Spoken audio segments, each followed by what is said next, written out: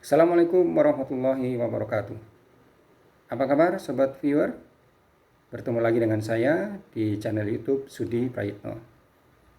Semoga kita semua selalu berada dalam limpahan keselamatan, rahmat dan berkah dari Allah Subhanahu wa taala dalam setiap aktivitas yang kita lakukan. Amin ya rabbal alamin. Salawat dan salam mari senantiasa kita panjatkan, semoga disampaikan kepada junjungan kita Nabi Muhammad sallallahu alaihi wasallam. Allahumma sholli ala Muhammad wa ala ali Muhammad. Sobat viewer, 2 dari 3 pasangan calon dalam pemilu presiden dan wakil presiden tahun 2024 telah resmi mendaftarkan permohonan keberatannya ke Mahkamah Konstitusi.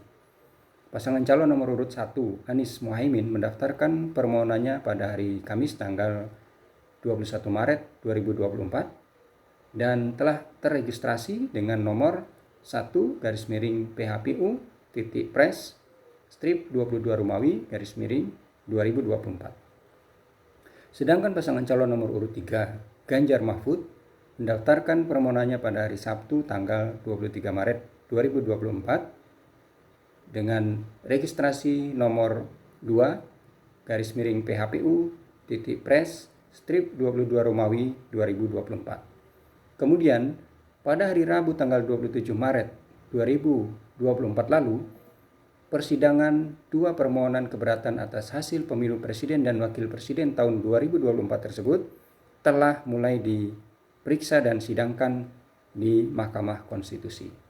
Ini berarti secara prosedural, kedua permohonan keberatan atas hasil pemilu presiden dan wakil presiden tahun 2024 yang diajukan oleh kedua pasangan calon tersebut masih dalam tenggang waktu pengajuan permohonan keberatan yang diatur dalam Pasal 475 ayat 1 Undang-Undang Nomor 7 Tahun 2017 tentang Pemilihan Umum.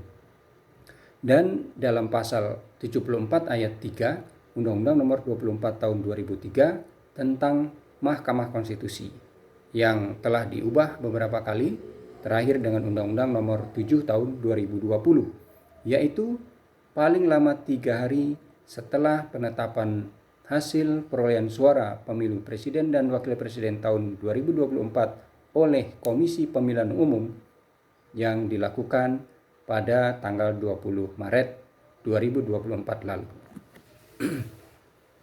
Sobat viewer, bicara tentang waktu pengajuan permohonan keberatan atas hasil pemilu presiden dan wakil presiden tahun 2024, memang sesungguhnya tidak ada soal karena telah sesuai dengan ketentuan hukum yang berlaku.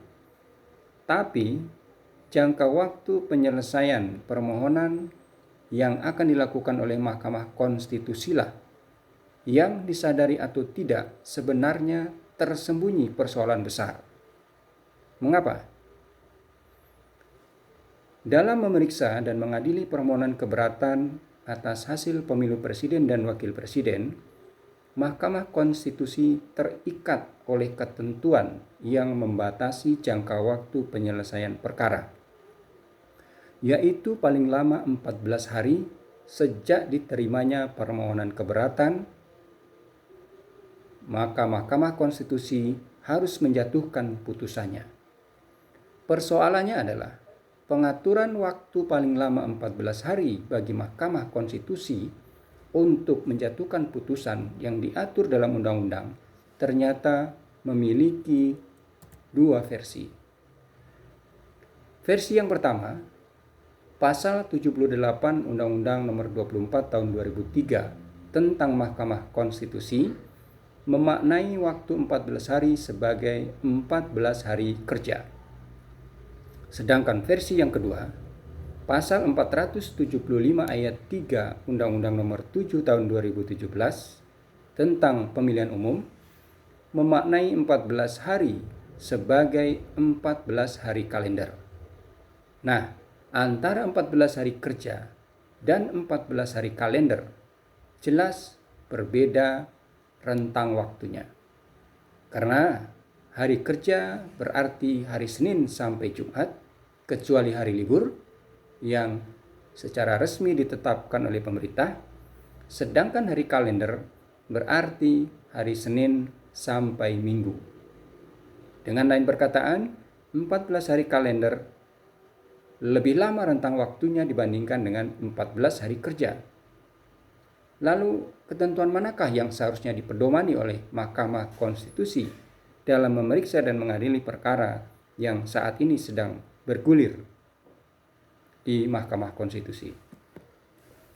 Sobat viewer, mengacu pada sifat Undang-Undang Nomor 7 Tahun 2017 tentang pemilihan umum yang lebih khusus mengatur tentang pemilihan umum dibandingkan dengan Undang-Undang Nomor 24 Tahun 2003 tentang Mahkamah Konstitusi yang bersifat lebih umum, karena tidak hanya mengatur tentang pemilihan umum sebagai salah satu komponennya, tetapi juga mengatur hal-hal lain yang berkaitan dengan Mahkamah Konstitusi sebagai sebuah lembaga pelaku kekuasaan kehakiman.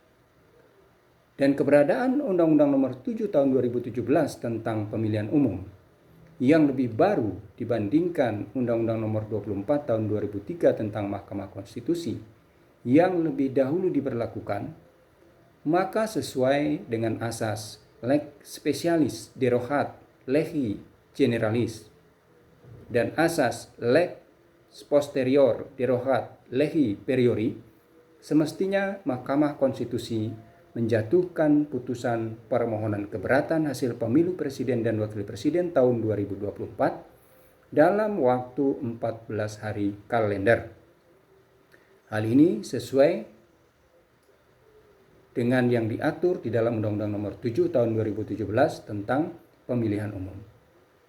Dan juga sebagai wujud konsistensi sikap Mahkamah Konstitusi yang lebih mempedomani Undang-Undang Nomor 7 Tahun 2017 dibandingkan Undang-Undang Nomor 24 Tahun 2003 dalam pengujian pasal 74 ayat 3 Undang-Undang Nomor 24 Tahun 2003 dalam perkara nomor 31 garis miring PUU strip 21 Romawi garis miring 2023, yakni perkara pengujian undang-undang berkenaan dengan jangka waktu pengajuan permohonan keberatan atas hasil pemilu yang memaknai hari sebagai hari kalender.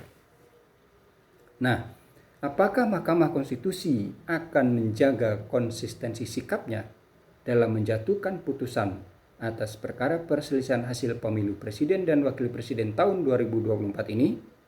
Mari kita tunggu bersama. Terima kasih, sampai bertemu lagi pada hari Jumat pekan depan hanya di channel YouTube Sudi Praetno.